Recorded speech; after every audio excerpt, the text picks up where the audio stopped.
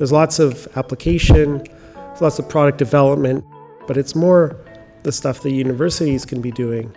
That kind of work within the university or government laboratory system is probably more important in terms of overall sort of progress, but also more likely to get you a job.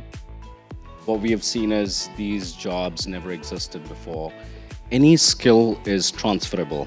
That's one thing that you should know. And no matter what background you're coming from, there is going to be a job for you in this industry. Certainly there's a lot of work at the plant level, at the soil level, at the cultivation level.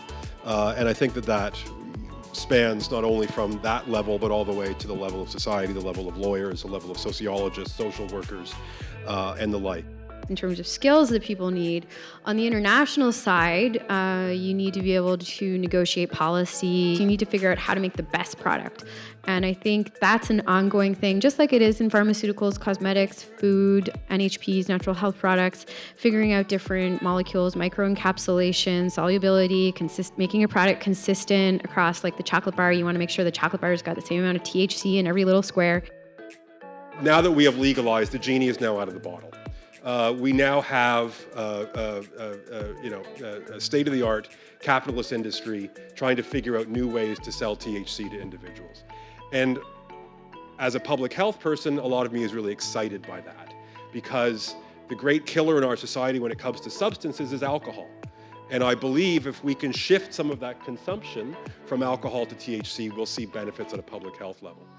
But I also know that history tells us that by making THC more available, more powerful, more intoxicating, we're going to end up with problems. People have this stigma both around farms globally and around drugs.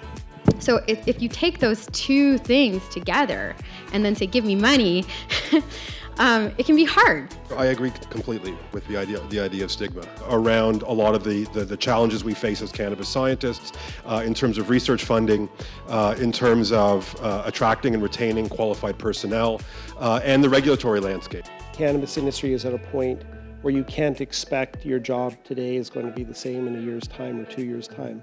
And that applies whether you're like a quality assurance specialist or a manager. Like what I'm hiring for is that kind of flexibility for an uncertain future is really important. We have a job for everybody. We are proactively reaching out to people from different industries. People are coming from scientific background, horticulture. We are hiring pretty much from accounting people to the CEOs of different companies. That's the journey for us.